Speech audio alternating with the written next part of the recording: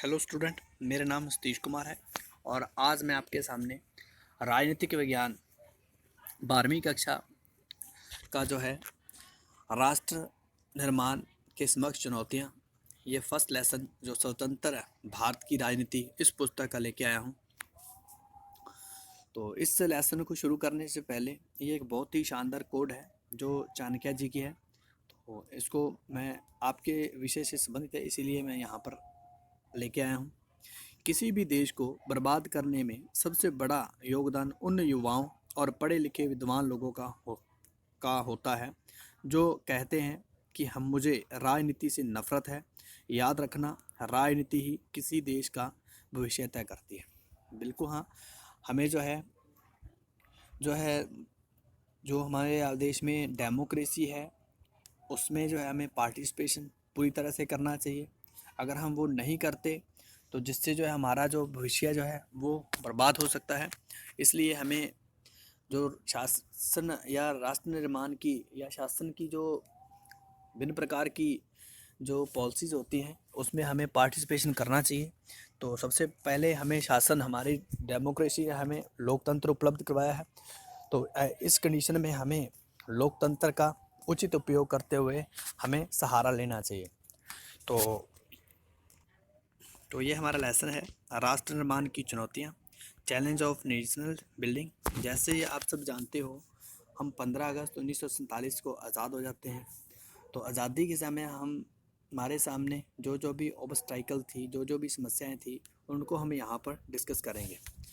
तो जो इसमें सबसे पहला पॉइंट है, जैसा कि आप सब जानते हो, जैसे ही हम स्वतंत्र होते हैं तो भारत के जो पहले प्रधानमंत्री है वो श्री जवाहरलाल नेहरू ये लाल किले के सामने अपना पहला भाषण जो है वो प्रस्तुत कर रहे हैं। ये वही फ़ोटो है।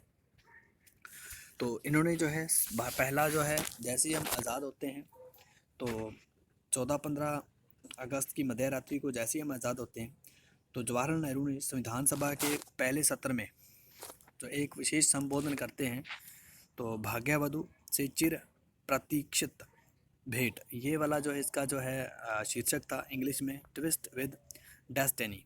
तो ये इसका शीर्षक था। ये आपके लिए 1 नंबर का क्वेश्चन लेकर आ सकता है।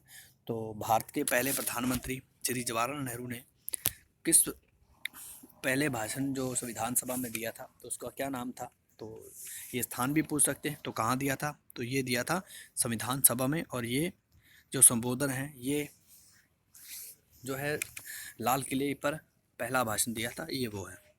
तो इनमें जो है कोरिलेट या इनमें जो है थोड़ा जो अंतर जो है वो आप देख लेना।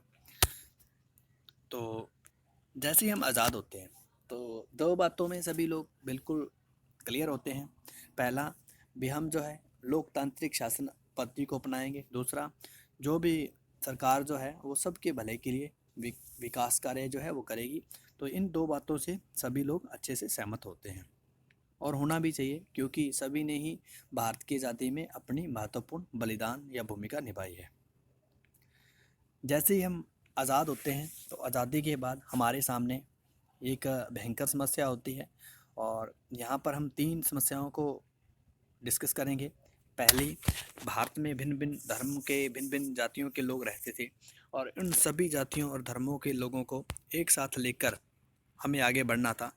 तो ये एक बहुत ही गंभीर समस्या थी।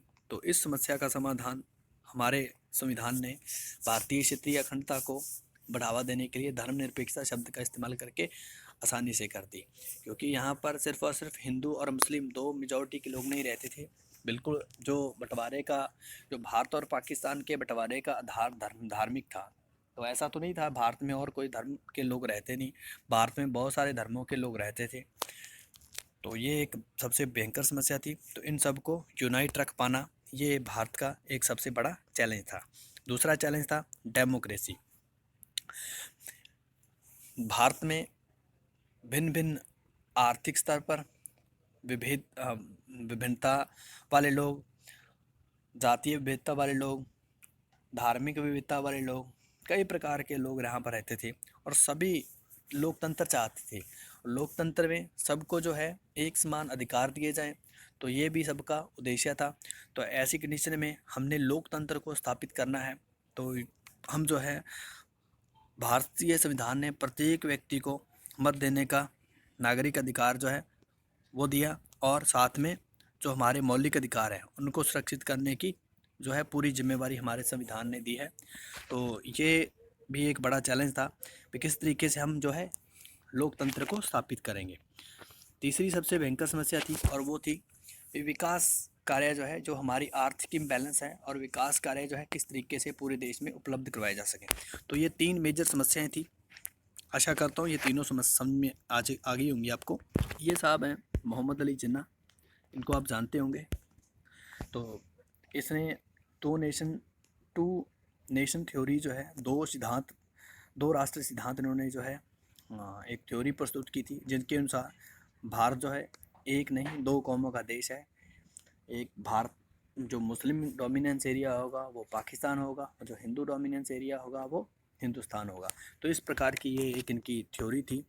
तो इनके बारे में आपको पता होना चाहिए थ्योरी किसने दी। तो ये वो आदमी हैं, ये पाकिस्तान के झंडे के साथ हैं। तो मोहम्मद अली जिन्ना, और इनकी जो राजनीतिक पार्टी थी वो थी मुस्लिम लीग। तो यहाँ पर जो विभाजन के 2 कारण डिस्कस किए गए हैं। तो पहला तो था टू नेशन थ्योरी। जैसा कि आप जानते हो, टू नेशन थ्योरी के साथ भारत और पाकिस्तान जो है 2 धर्म के आधार पर 2 भागों में बढ़ जाएगा, एक पाकिस्तान और दूसरा हिंदुस्तान। तो दूसरा जो इसमें पहली जो है द्वीप राष्ट्र सिद्धांत था। दूसरा जो कारण था, बड़ा कारण, वो था अंग्रेज़ों की भूमिका। अंग्रेज भी जो है कांग्रेस और मुस्लिम लीग दोनों के बीच में राजनीतिक प्रतिस्पर्धा पैदा करते रहते थे, और इनके बीच में डिवाइड एंड रूल वाली जो पॉलिसी है, फूट डालो और राज करो वाली पॉलिसी अपनाते रहते थे। और इन्होंने जो है कुछ विशेष प्रकार से या तो हिंदुओं के साथ थोड़ा रियायत ज़्यादा बरतते थे, ज़्यादा देते थे, या मुस्लिम लोगों को, तो जिससे जो है दोनों के बीच में फ़र्क जो है वो साफ दिखता था। तो इसी फ़र्क को ये मेंटेन रखते थे, जिसकी वजह से ये राजनीतिक प्रतिस्पर्धा या उनके बीच में जो असुरक्षा की भावना वो पैदा करने में कामयाब हो गए। तो जिसकी वजह से जो है 2 राष्ट्र जो है वो बनकर सामने आने, प्रस्तुत होने संभावित थे। अब नेक्स्ट जो टॉपिक है, विभाजन की प्रक्रियाएं और समस्याएं। अब देखिए, विभाजन के समय अंग्रेज़ों ने ये बोल दिया, जो भारत है वो जो भी भाग जो ब्रिटिश इंडिया के अधीन था, वो इंडिया जो है 2 भागों में बढ़ जाएगा, एक भारत और एक पाकिस्तान। तो इस फैसले से जो है धार्मिक अल्पसंख्यकता को जो है ध्यान में नहीं रखा गया। धार्मिक स्तर को ही इसमें जो है बेसिक आधार बनाया गया है। बहुसंख्यकता को जो है उनमें जो है प्रभावित किया गया। ये 2 धर्म के जो संख्या में ज़्यादा हैं, तो इन्हीं 2 धर्मों के आधार पर इस भूभाग का जो है बंटवारा हो जाए। तो इसमें कुछ समस्याएं थी, इस मैप को हम स्टडी करते हैं। अब देखिए, आज आप जानते हो वर्तमान में ये वाला हिस्सा पाकिस्तान है, और ये वाला हिस्सा बांग्लादेश है। तो बांग्लादेश का निर्माण बाद में हुआ है। तो देखिए हमने ये वाला हिस्सा, इसमें जो है ज़्यादातर जो है हिंदू और सिख जो है वो ज़्यादा रहते थे, और ये वाले रीजन में मुस्लिम लोग ज़्यादा थे। तो इनको एक स्थान से दूसरे स्थान में इस तरफ जाना है, और इनको इस तरफ जाना है। तो दोनों को जो अपना स्थान है वो परिवर्तित करना है। तो और इस एरिया में ज़्यादातर जो है सिख डोमिनेंस एरिया था, और ये वाला मुस्लिम। अब पूरे के पूरे एरिया को इधर वाले लोगों को इस क्षेत्र में शिफ्ट करना है, और इस वाले क्षेत्र को के लोगों को इस क्षेत्र में शिफ्ट करना है। इसी तरीके का ही कुछ यहाँ पर था। यहाँ इस एरिया में भी काफ़ी ज़्यादा मात्रा में बंगाली लोग थे, और बंगाली लोगों को भारत में शिफ्ट करना था, और यहाँ से मुस्लिम लोगों को इस तरह शिफ्ट करना था। तो यहाँ पर हिंसा होने का जो है खतरा वो काफ़ी ज़्यादा था। और दूसरी बात, इस एरिया के कुछ मुस्लिम नेता वो पाकिस्तान के साथ मिलना नहीं चाहते थे। और एक बात और यहाँ पर आपको बतानी ज़रूरी है, ये वाला हिस्सा जो है, ये वाला हिस्सा भारत के पूर्व में है, तो इसलिए इसको पूर्वी पाकिस्तान, और ये वाला पश्चिम में है, इसलिए इसको पश्चिमी या वेस्ट पाकिस्तान, और ये ईस्ट पाकिस्तान कहलाता है। तो ये मेजर समस्याएं थी। तो सबसे भयंकर समस्या यही थी कि इस एरिया में जो है इनको बंटवारा कैसे किया जाए। तो क्योंकि कोई भी ऐसा एरिया नहीं था जहाँ पर मुस्लिम लोगों की संख्या बहुत ज़्यादा हो, तो जहाँ ज़्यादा थी तो वो हिस्सा हिस्सा जो है वो काट कर जो है एक अलग देश नहीं बनाया जा सकता था, क्योंकि वो एरिया बिल्कुल इसी तरीके से तो बहुत सारे बीच बीच में कटे फटे पाकिस्तान होते और कटे फटे हिंदुस्तान होते, तो ऐसा तो चलेगा नहीं। तो ऐसी कंडीशन में जो है ये फैसला किया गया, ये वाला हिस्सा जो है, एक हिस्सा जो पश्चिमी पाकिस्तान और एक हिस्सा पूर्वी पाकिस्तान के तौर पर पाकिस्तान के दो हिस्से कर दिए गए। किसी भी तरीके से इस दो भूभागों को इकट्ठा नहीं किया जा सकता था। तो इस तरीके से जो है विभाजन की प्रक्रिया वो शुरू हो जाती है कुछ समस्याओं के साथ। तो ये यहाँ पर दंगा होने की भी समस्या है, तो उनको भी बिल्कुल भी नज़रअंदाज किया गया। तो आगे देखते हैं क्या होता है। जी हाँ, अब विभाजन के परिणाम, कॉन्सिक्वेंस जो है और पार्टिसिपेशन के क्या होते हैं। अब देखिए यहाँ पर बहुत सारे लोग ट्रेनों के द्वारा या कुछ पैदल भी जो है, ज़्यादा लोगों ने यहाँ पर पैदल ही यात्रा की थी। तो कुछ परिणाम निकले हैं। तो सबसे पहला, विश्व का ये सबसे बड़ा जनसंख्या प्रवास था। तो इस समय जो है दुनिया भर का ये सबसे बड़ा जनसंख्या का स्थानांतरण था। इतनी बड़ी मात्रा में कहीं भी और स्थानांतरण लोगों का जो मास जो माइग्रेशन है कभी नहीं हुआ। तो ये मानव इतिहास की जो है सबसे बड़ी घटना थी। धर्म के आधार पर कत्लेआम, और इस प्रवास के दौरान ही कत्लेआम प्रारंभ हो जाता है। बहुत सारे हिंदू विचारवादी और मुस्लिम विचारवादी लोग जो हैं, जो लोग प्रवास कर रहे थे तो उनको जो है मारना शुरू कर देते हैं। तो बहुत सारे लोग जो है तकरीबन जो है 5 से 10 लाख लोगों की जो है यहाँ पर जान चली जाती है। तो नेक्स्ट है, और ये पूरी की पूरी तरह जो कत्लेआम था धार्मिक था। धर्म के आधार पर ढूंढ ढूंढ के लोगों को मारा गया। शरणार्थियों की समस्या, अब देखिए जो जान बचाकर जो है भारत में पहुंच गए या भारत से पाकिस्तान में पहुंच गए, अब दोनों ही देशों के लिए उन लोगों को वहाँ पर जो है बिठाने की या उनके भोजन की या उनको काम धंधा देने की एक बहुत ही बड़ी समस्या थी। और इस समस्या का समाधान भी करना दोनों ही देशों के लिए एक बहुत ही बड़ी समस्या थी। और इसकी वजह से बहुत सारे लोगों को शिविरों में रहना पड़ा, शरणार्थी टेंट में जो है रहते हैं। नेक्स्ट है, धर्म परिवर्तन व औरतों का अपमान। इस घटना में जबकि जब लोग बाहर से पाकिस्तान या पाकिस्तान से बाहर जा रहे थे तो उनके साथ औरतें बच्चे भी थे, बूढ़े भी थे। तो उसमें से ज़्यादातर जो है नुकसान जो है औरतों का या बच्चों और बूढ़ों का हुआ है। उसमें जो है औरतों को जो है या तो जबरन उनकी जो है धर्म परिवर्तन करवा दिया गया, या उनको अगर धर्म परिवर्तन नहीं करते तो उनको मार दिया गया। बहुत सारे ऐसा कहा जाता है, बहुत सारे परिवारों ने अपनी बेटियों को, अपनी औरतों को जहर दे दिया था ताकि जो है अपनी घर की इज्जत को वो बचा सके। तो ये एक बहुत ही बड़ा दुखदाई घटना थी। जान माल का भयंकर नुकसान, इसमें जो है तकरीबन जो है 5 से 10 लाख लोगों की जान चलेगी। हिंदू राष्ट्र और अन्य धर्म, अब देखिए एक सबसे भयंकर समस्या हिंदुस्तान में आने वाली थी, और वो ये थी भी जो भारत और पाकिस्तान एक धर्म के आधार पर दो राष्ट्र बने थे। तो ऐसी कंडीशन में भारत में ऐसा तो नहीं है सिर्फ और सिर्फ हिंदू लोग रहते हैं, यहाँ पर तो सिख भी हैं, ईसाई भी हैं, और भी कई प्रकार के धर्म के लोग यहाँ पर रहते हैं। तो भारत जो है अगर वो पाकिस्तान मुस्लिम राष्ट्र बनता है तो जाहिर सी बात है धर्म के आधार पर बना है, तो भारत जो है वो एक हिंदू राष्ट्र कहलाएगा। तो ऐसी कंडीशन में भारतीय संविधान ने धर्मनिरपेक्षता शब्द अपनाकर सभी इस प्रकार की समस्याओं को दूर करने के लिए और राष्ट्रीय एकता को स्थापित करने की कोशिश की है। तो आज भी यहाँ पर बहुत सारे धर्मों के लोग भाईचारे के साथ रहते हैं। यहाँ पर महात्मा गांधी का क्या स्टैंड था। महात्मा गांधी इस जो 15 अगस्त और 1947 को जो ये विभाजन होता है उनके बिल्कुल खिलाफ थे, और वो नहीं चाहते थे यहाँ पर जो है इस प्रकार का कुछ हो।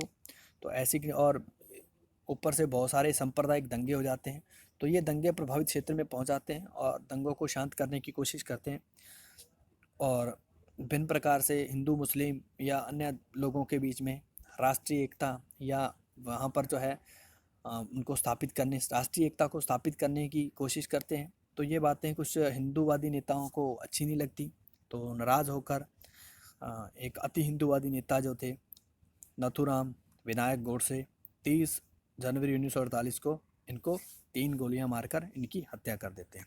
तो ये महात्मा गांधी है, आप इनसे सब परिचित होंगे। अब देखिए जैसे ही हम आज़ाद हो जाते हैं तो आज़ाद होने के बाद तो सबसे अंग्रेज़ों के द्वारा एक और उनकी करतूत सामने आ जाती है। वो कहते हैं जी देखिए सबसे पहले आपको पूरे के पूरे भारत पर अंग्रेज़ों के राज को समझना होगा। तो अंग्रेज़ों का डायरेक्टली रूल था, तो लेकिन यहाँ पर कुछ देसी रियासतें भी थी। तो जो भी अंग्रेज़ों के अधीन डायरेक्ट नियंत्रित क्षेत्र था उनको ब्रिटिश प्रभुत्व जो है इंडिया कहा जाता था, और जो दूसरा क्षेत्र था उनको जो है देसी रियासतवाड़ों का जो है क्षेत्र था। यहाँ पर जो है बहुत सारे भारत में राजा महाराजा हुआ करते थे।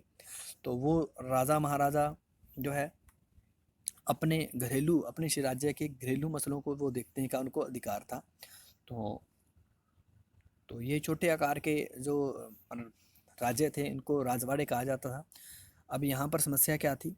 समस्या यहाँ पर ये थी जैसे ही हमें आज़ादी की घोषणा हो जाती है तो अंग्रेज़ ये भी घोषणा कर देते हैं भारत और पाकिस्तान 2 राष्ट्र बनेंगे, जो भी ब्रिटिश इंडिया था।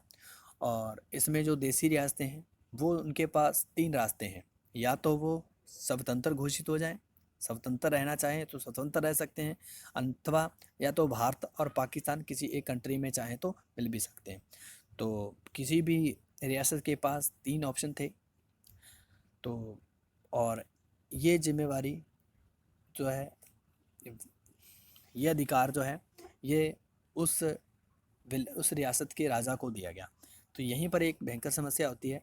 वो कुछ राजा जो है जैसे त्रावणकोर और हैदराबाद का निज़ाम ये अपने आप को स्वतंत्र घोषित कर देते हैं, और भी कुछ जो है जैसे भोपाल का नवाब जो है ये भी अपने आप को ये संविधान सभा में नहीं पहुंचते, और ये भी अपने आप को अलग रखने की कोशिश करते हैं। लेकिन जैसे ही ये घटनाएं भारत सरकार के सामने आती हैं तो भारत सरकार जो है थोड़ा जो है रफली जो है यहाँ पर जो है इनसे बातों को लेते हैं, और जो इस प्रकार के रियासतों के राजा हैं उनको अपने जो शासक अपना एरिया है भारत में मिलाने की कोशिश करते हैं। तो उस समय जो है इनकी संख्या 565 थी, तो बहुत बड़ा फिगर था। तो नहीं तो आज इतने देश होते।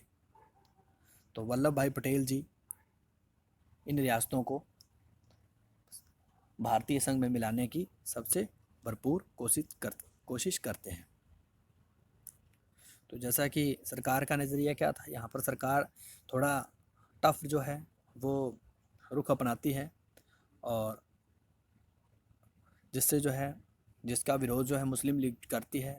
लेकिन भारतीय संघ में सरदार वल्लभ भाई पटेल तो इन सब रियासतों को जो भारत के साथ जिनकी भी सीमा लगती थी उन या भारत के अंदर थी उनको सबको मिलाने में कामयाब हो जाते हैं।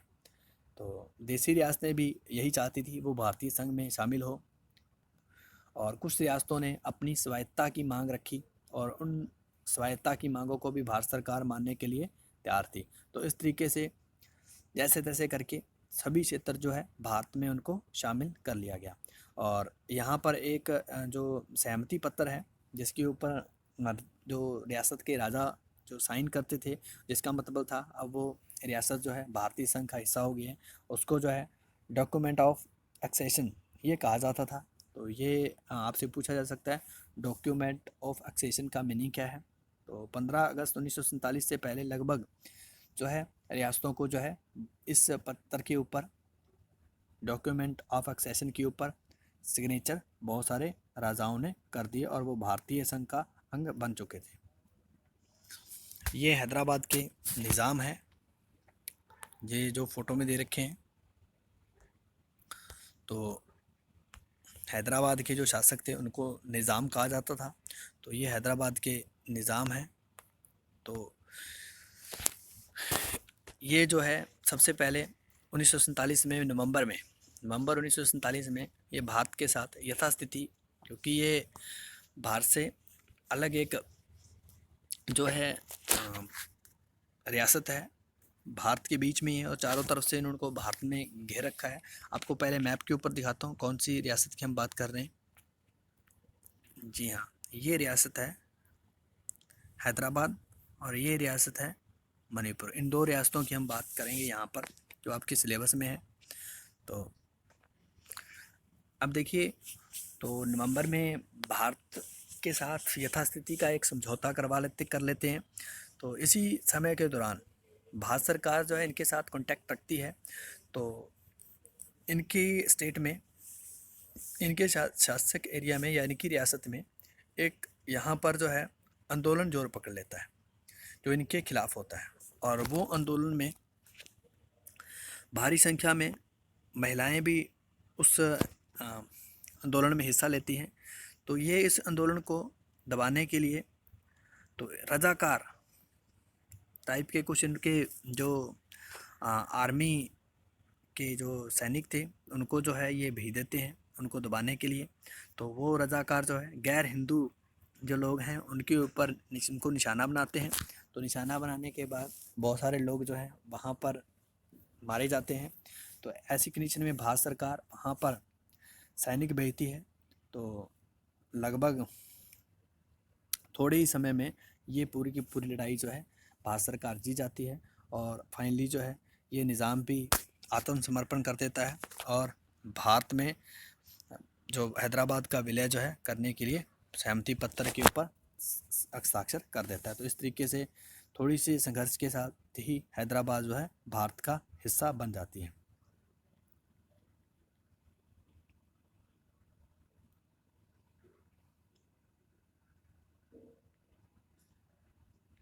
तो हैदराबाद का आपको पता चल गया।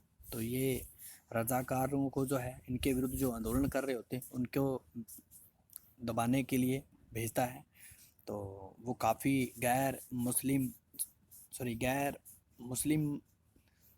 जो आबादी होती है उनके ऊपर जो है अत्याचार करते हैं।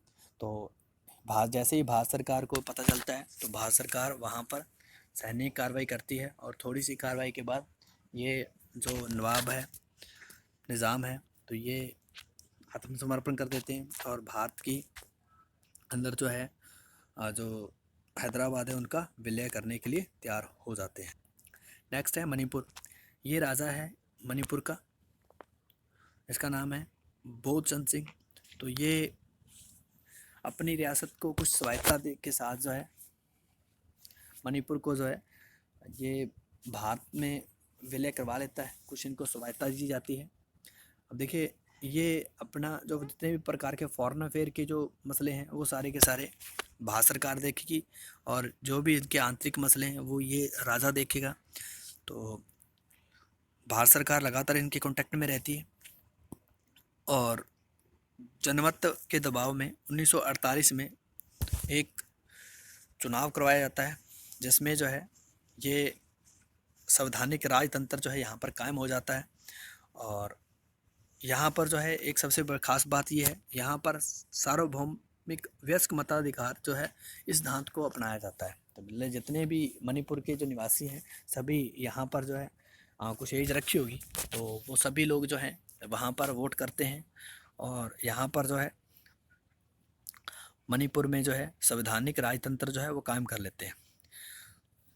लेकिन इसी बीच लगातार जो है भारत में इनका विलय करने के लिए लगातार जो भारत सरकार है वो इनके साथ दबाव डालती है और ये बिना विधानसभा, मणिपुर की विधानसभा के कांटेक्ट में आए ही ये भारत में भारत में विलय की जो सहमति पत्र उसके ऊपर हस्ताक्षर कर देते हैं, जिसका आज भी आपको वहाँ पर उनकी जनता में, मणिपुर की जनता में आज भी इस बात का क्रोध देखने को मिलता है।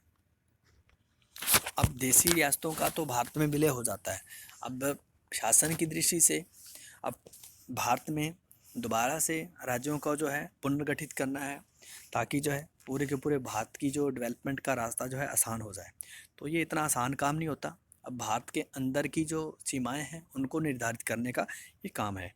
तो ये इस तरीके से सीमाओं का विभाजन होना चाहिए ताकि जो है भारत की जो देश की भाषाई और सांस्कृतिक बहुलता है जो है और राष्ट्रीय एकता जो है वो खंडित ना हो। तो इस तरीके का जो है कुछ उद्देश्य है भारत का। तो राष्ट्रीय सरकार जो है वो भाषा के आधार पर राज्यों के गठन करने की जो है वो सहमति जो है नागपुर अधिवेशन में वो बोलती है। तो नागपुर अधिवेशन में भारत सरकार कहती है कि हम जो है भाषा के आधार पर जो है राज्यों का गठन करेंगे। तो लेकिन जैसे ही हम जो है बंटवारा देखते हैं तो ये भाषा के आधार पर जो भारत सरकार का राज्यों को की सीमा निर्धारित करने का जो स्टैंड होता है वो उस स्टैंड को लेने से दोबारा से मुकर जाते हैं और किसी अन्य आधार पर राज्यों की सीमाओं को निर्धारित करने की कोशिश करते हैं। क्योंकि अगर हम ऐसा करते हैं, इनको लगता है अगर हम भाषा के आधार पर राज्यों का बंटवारा करते हैं तो इससे जो है भाषाई असंतुलन जो है वो पैदा होगा और हो सकता है फिर आपसी तनाव, दंगे फसाद वगैरह भी देश में लगातार चलते रहें। तो ये सरकार, भारत सरकार ऐसा नहीं चाहती। तो लेकिन ये जो समस्या थी बहुत ही जल्दी सामने आ जाती है। आंध्र प्रदेश में एक अलग तेलुगु भाषी जो क्षेत्र है उसमें विरोध भड़क उठता है और वो जो है तेलुगु भाषी इलाके को अलग करने की मांग उठाते हैं। तो इसी में जो है पोट्टी श्रीरामुलु, ये कुछ गांधीवादी नेता होते हैं जो अनिश्चित काल की भूख हड़ताल पर बैठ जाते हैं और कहते हैं जी इनका जो है इनकी मांग क्या होती है। ये कहते हैं, चाहते हैं भाषा के आधार पर आंध्र प्रदेश को एक अलग राज्य बना दिया जाए। तो ये वो साहब हैं।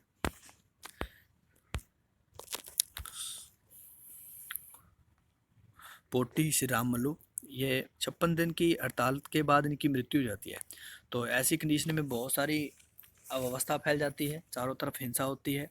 तो ऐसी हिंसा में बहुत सारे लोग जो हैं वो सड़कों पर उतर आते हैं। तो ऐसी कंडीशन में भारत सरकार को जो है पहला इनकी मांगें माननी पड़ती हैं और आखिरकार 1952 में दिसंबर में प्रधानमंत्री ने आंध्र प्रदेश के एक अलग राज्य बनाने की घोषणा कर देते हैं। तो अन्य राज्यों में भी इस प्रकार की मांगों के चलते को देखते हुए 1953 में दोबारा से राज्य पुनर्गठन आयोग का जो है वो स्थापना की जाती है और इनका काम यही होता है भी जो है इस आयोग के द्वारा जो है राज्यों की सीमा का निर्धारण करना है, इनकी समस्या या इनके बीच में जो बाउंड्री की समस्या है इनके ऊपर अपनी राय देनी है। इन्होंने एक अपनी रिपोर्ट भारत सरकार के सामने रखी और राज्यों की सीमाओं के निर्धारण वहाँ की बोली जाने वाली भाषा के आधार पर होना चाहिए, इस रिपोर्ट में ये लिखा था। और 1956 में जैसे ही भारत सरकार इस बात को दोबारा संज्ञान में लेती है तो 1956 में राज्य पुनर्गठन अधिनियम जो है पास होता है। इस अधिनियम के आधार पर 14 तब राज्य थे और 6 केंद्र शासित प्रदेश थे। तो ये तभी का मैप है 1956 का। तो इसमें 14 राज्य हैं और 6 केंद्र शासित प्रदेश स्थापित किए गए। तो आशा करता हूँ ये लेसन आपको समझ में आया होगा। ये पोट्टी श्रीरामुलु है जिनकी वजह से आंध्र प्रदेश का जो है वो निर्माण होता है। और ये जब वो डेड हो जाते हैं तो जब वो भूख हड़ताल पर बैठे होते हैं तब उनको उस टाइम की जो फ़ोटो है तो उसमें जो है भिन्न भिन्न धर्मों के लोग भी यहाँ पर बैठे हैं। तो आशा करता हूँ ये लेसन आपको समझ में आया होगा। धन्यवाद।